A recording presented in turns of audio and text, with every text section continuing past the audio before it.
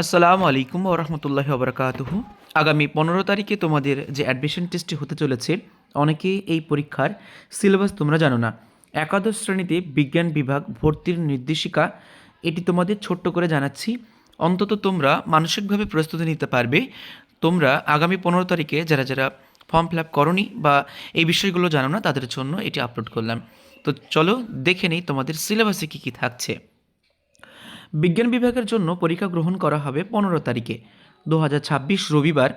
মাধ্যমিক পরীক্ষা যেটি হবে 2026 এর সূচি অপরিবর্তিত যদি থাকে, মানে হয়ে গেছে মাধ্যমিক পরীক্ষা, অতএব 15 ফেব্রুয়ারি 2026ই তোমাদের নির্ধারিত সময়ে পরীক্ষা হতে চলেছে।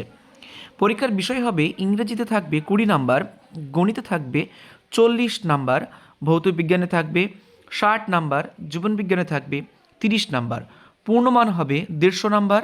সময় 3 ঘন্টা, 11টা থেকে দুপুর 2টো পর্যন্ত। তাহলে এখানে বুঝতে পারলে 11টা থেকে দুপুর 2টো পর্যন্ত পরীক্ষা হবে। ইংরেজিতে 20, গণিতে 40, ভৌতবিজ্ঞানে 60, জীবনবিজ্ঞানে 30। মানে ভৌতবিজ্ঞান থেকে যে ফিজিক্স আর কেমিস্ট্রি আছে 30, 30, 60 নাম্বারের প্রশ্ন এখানে থাকবে। ফল প্রকাশিত হবে আগামী 10 মার্চ 2026-এ, অর্থাৎ 10 মার্চ 2026 তারিখে তোমাদের ভর্তি পরীক্ষার ফল প্রকাশিত হবে। কোনো কোনো ক্ষেত্রে এর কিন্তু পরিবর্তন হতে পারে, অনেক অনেক ক্ষেত্রে হয়। তো মোটামুটি ধরে রাখা যাচ্ছে 10 মার্চ 2026-এ তোমাদের ফল প্রকাশিত হবে।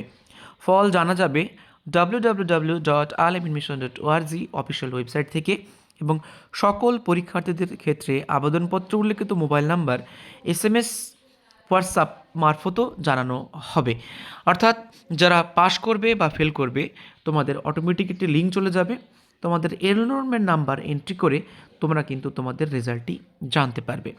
কিছু সতর্কতা রয়েছে, যেমন পরীক্ষা কেন্দ্রে সঠিকভাবে নির্বাচন করতে হবে। তোমরা যদি পরীক্ষা কেন্দ্র সঠিকভাবে নির্বাচন না করো, সেক্ষেত্রে অন্য কোনো জায়গায় পরীক্ষা দিতে পারবে না।